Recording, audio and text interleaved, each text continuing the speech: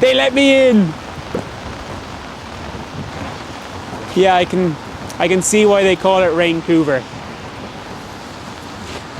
I'm gonna go get dry.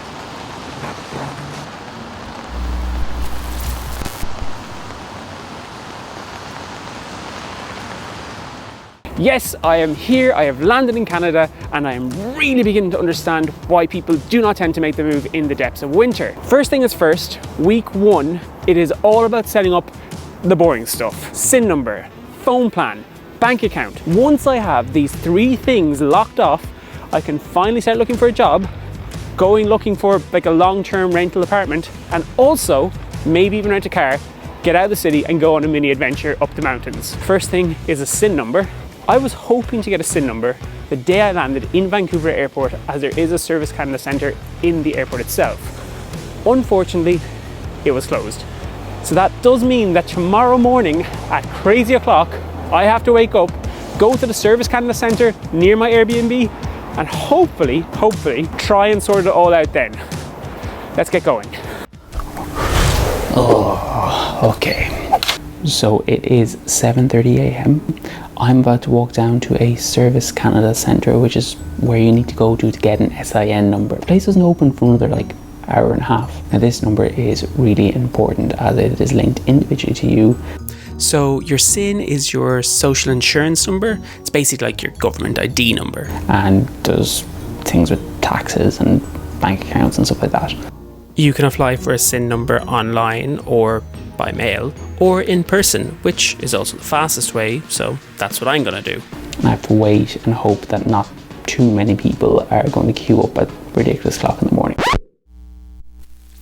Okay, so I did try to film me getting my SIN number in the Service Canada building. However, security did come up to me and tell me that it is a federal building, so no cameras. But I will share one nugget of advice for you. If you are moving to Vancouver and you are applying for your SIN number in downtown Vancouver in the Sinclair Centre, don't make the same mistake I made. I spent 40 minutes queuing outside an office that has absolutely nothing to do with the SIN number. Really should have known something was off when I was top of the line. I was informed by the security guard, the same one who told me I couldn't film, that the office I was outside was actually a private company and I had to move 100 meters to my left, and when I went around the corner, I met people that had been queuing for over 4 hours. Luckily, the line for SIN numbers didn't actually take that long, and all in all it took me about 45 minutes from when I started queuing to when I was finally issued my SIN number, which means I can now begin the lovely process of opening a bank account and applying for jobs. Okay. It's hot.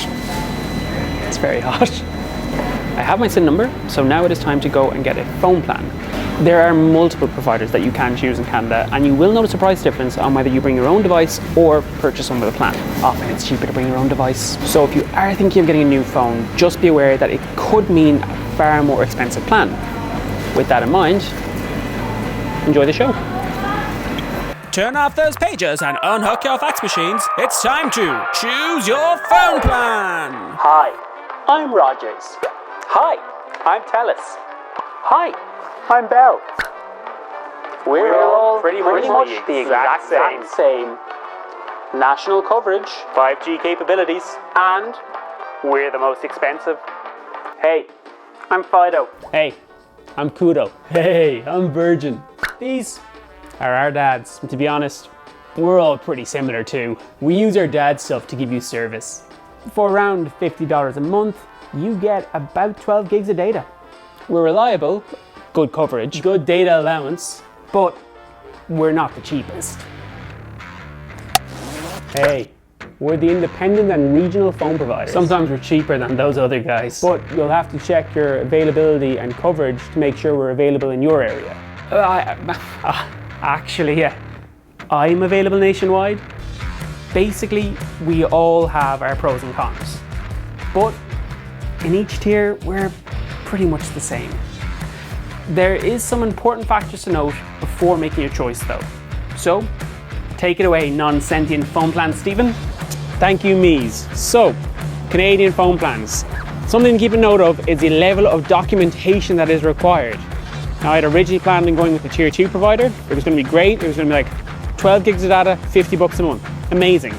But that particular provider was pretty insistent that I give them my SIN number. I didn't have a credit card, okay? So they wanted a SIN number. Now, full disclosure, this does seem like something that's pretty common in Canada, but it's really, really not in Ireland. And I didn't feel comfortable giving a private company my shiny new SIN number. All that being said, I did ultimately go with another tier 2 provider that actually worked out a little bit cheaper thanks to a promotion that they were running at the time. So keep in mind during that first week that the order in which you set yourself up, bank account, phone plan, SIN number, can impact the number of providers that you can actually avail of. Also, keep an eye out for promotions because, hey, they're much easier on the bank accounts. Speaking of which, let's go get a bank account. This is a bank. Also a bank. Another bank. Any guesses what this might be? And this, you get the idea. So here's the thing about me and banks. My parents set me up with a super saver account when I was 7 years old, and I just kind of stuck with that one ever since. I feel like most people kind of do the same thing. The point is, I know very little about banks and banking, but moving abroad is all about learning and growing. So here are some things I've learned myself, and hopefully it will help you make a decision when you are choosing who you want to bank with. Side note, if you're already in Canada and have some insight about who you think I should bank with, please comment down below. Now, first things first, there are loads of banks and credit unions all over Canada. Now, the 5 you've just seen are considered the big 5, and as a newcomer to the country, I strongly recommend checking one of those out. Some other banks to check out is HSBC and National Bank of Canada. But here's some other things to keep in mind when you're choosing a new bank. Number 1 is availability. Now, this won't be an issue if you go with any of the big 5 banks, as they all have nationwide branches. And the ability to go and talk to someone in person should the need arise, especially when it comes to banking, is really a great source of comfort. Number 2 is the newcomer account. Now, nearly all the big 5 do offer some form of newcomer bank account for anyone who has just entered the country on a work permit. This usually means you get 0 bank fees for at least 1 year. Now, some banks also offer free international transfers once or twice a month, which is really, really good when you're starting off because it means you can put all your money from your home account into your brand new Canadian one. When you are looking at which bank you should bank with, check out the newcomer accounts, as they always have promotions to try and entice newcomers to bank with them. Number 3 is additional charges and services. So keep in mind that some banks may have charges that you actually haven't heard of before. For example, certain banks will charge you an additional fee if you use an ATM outside of their network. Now, this can be an additional $5 per use to you. Also, daily debit limits are a thing, and this can get really frustrating if you're making large purchases without a credit card. I get that banking isn't exactly the most exciting thing in the world. However, when you have an account, it tends to make life a little bit easier. Now, all that being said, the last thing on this list is most certainly the most frustrating. Credit cards. Oh, credit cards. Okay, now this one has me torn. You see, I've never owned a credit card before. I really don't like the idea of spending money that I don't actually own. But it has become annoyingly apparent that living in Canada means that you have to have good credit. Most of the banks do offer newcomer credit cards, which means you either put collateral down or you get a very low limit card. Either way, this does help you start building credit when you first arrive in Canada. As I was brand new in the country and I didn't have full-time employment because YouTube videos don't actually count, I was approved for a secured credit card. Now, this means that I put money into my bank account that I cannot actually touch, but then the bank gives me a credit card with a limit of that amount. This allows me to build credit by paying off the purchases on the credit card with other savings to then show the bank that I can be trusted with more credit. It is a frustrating process and one that I am not particularly happy about, as I was led to believe that I would be approved for a low limit card. On the flip side, you can start earning rewards by using your credit card, and each bank does have their own list of incentives, so make sure to check them all out and see which bank's credit card might be of most use to you. So now, after a very chaotic week 1, we finally have a SIN number, a phone plan, and a bank account with some version of credit. And now all that's left is the really simple tasks of finding an apartment and getting a job and making friends and completely assimilating to a new life in Canada.